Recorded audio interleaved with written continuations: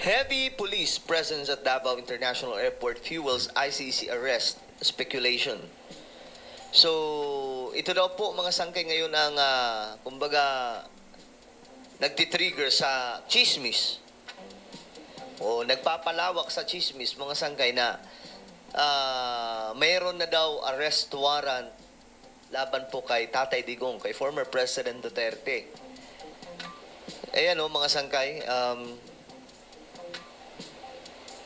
tension grip travelers at Francisco Bangoy o Bangoy International Airport in Buhangin, Davao City early on March 9, 2025 as an unusual heavy police presence sparked wild speculations that something was afoot and that an international criminal court or ICC arrest warrant might soon be served against former President Rodrigo Duterte. Ito na ba yun?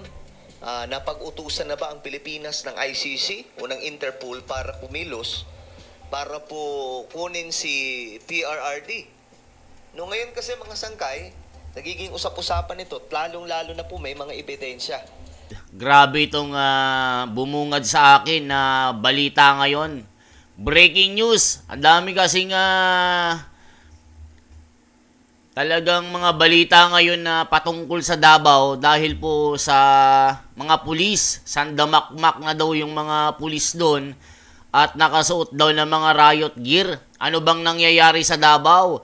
At di umano ay ipapadampot na daw si Tatay Digong dahil po sa war on drugs ito, mga kababayan.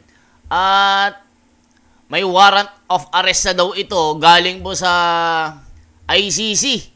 Mga kababayan, ano ba talaga ang tunay na nangyayari sa Davao? Talagang yung mga anti-Duterte na patuloy na sumisira sa imahe ng ating dating Pangulo, ito yung kanilang ibinabalita. Kaya pakinggan po natin itong mga sinasabi nila mga kababayan. Ano bang nangyayari?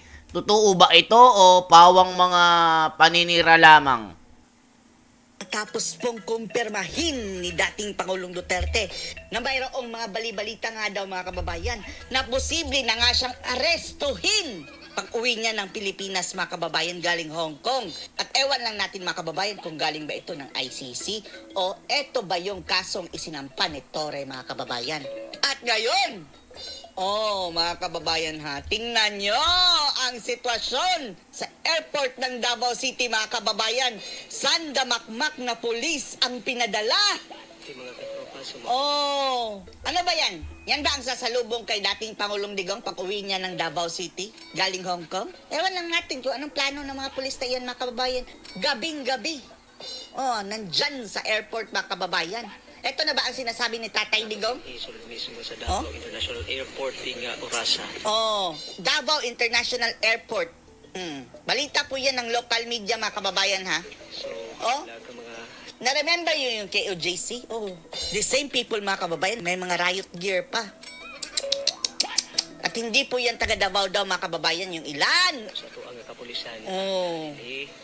Bit ang ilaha. Tatay Digong na mismo ang nagsabi ay na posible daw siyang arestuhin mga kababayan ayon sa kanyang nabalitaan. Dahil desidido na ang mga bangag mga kababayan dahil nagkakaroon kasi ng traction etong pambato ng PDP laban dahil pasama-sama si PRRD sa mga rally. Gusto siguro nilang ipakulong muna si Digong mga kababayan habang nangangampanya para hindi siya makamagnet ng crowd sa kampanya mga kababayan. Ang mga bangag, Diyos mio, animal. Basta ang dami niyan. Ang dami nito mga kababayan.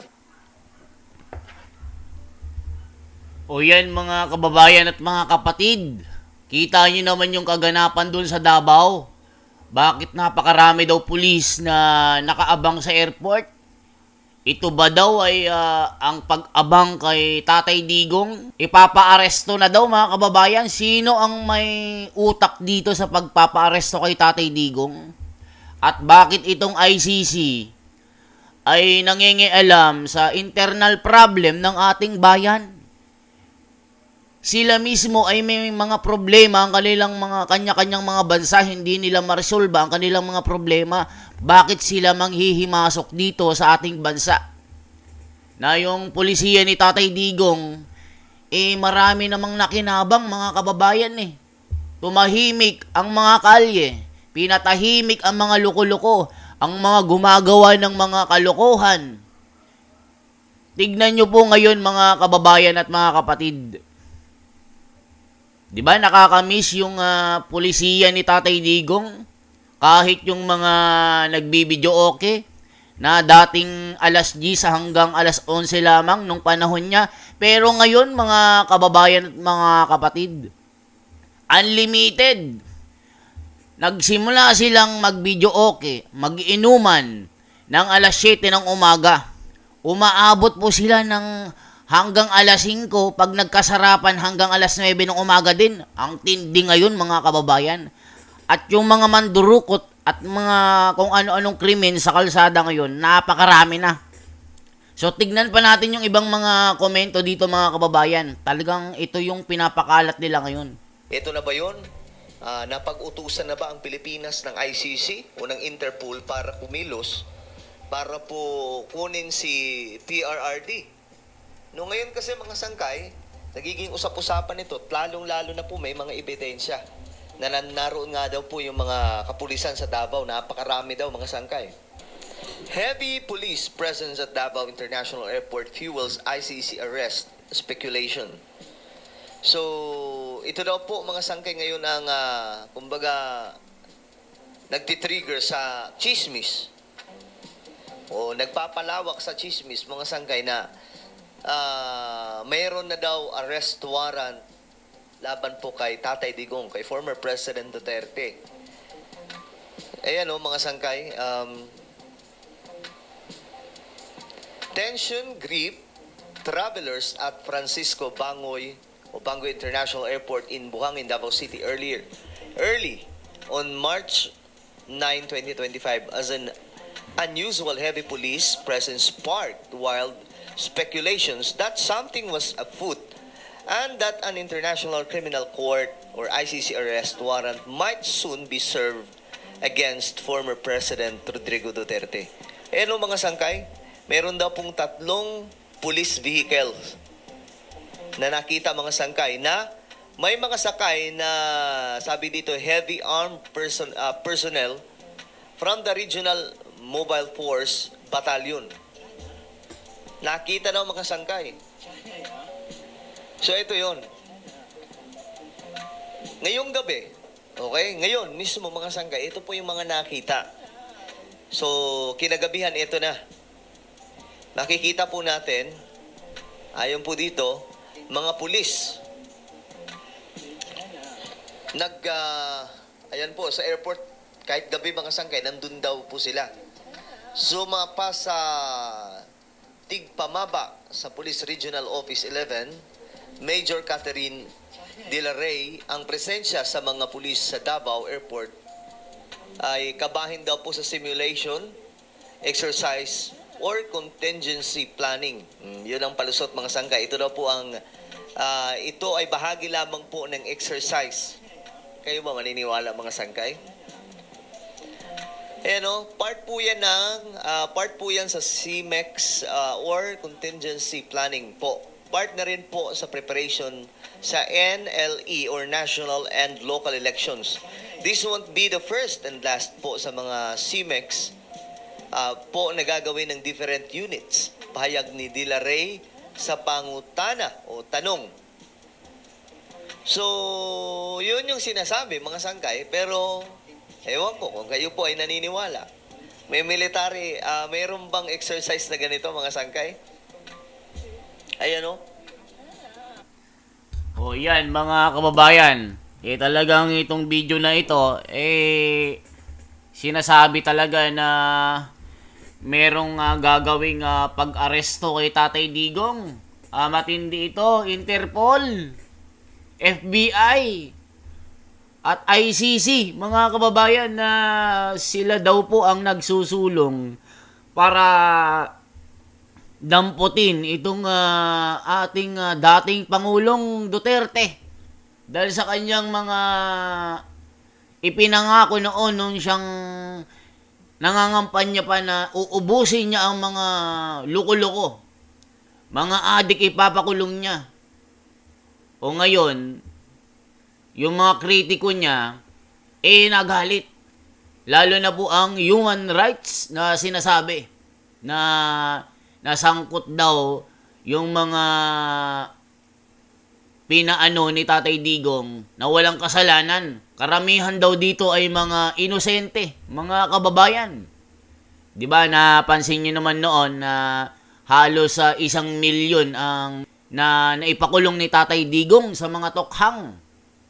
Na pag nakita nga merong allegedly mga ebidensya talaga ito, sinusundo sa bahay.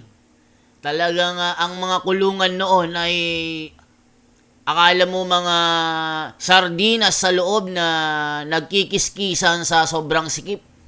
Ngayon, ikumpara natin, napakaluluwang. Akala mo nagbabakasyon lang yung mga nakakulong ngayon. 'Di ba yung mga addict ngayon ang dami. Ginagawa pa nilang content sa social media. Yung kanilang ginagawa na pagpupulburon. 'Di ba, may nahuling babae at yung kanyang live-in partner na hindi man lang iniisip yung kanyang anak na maiiwan. Ngayon, naghimas ng rehas kasi viral po yung kanilang video.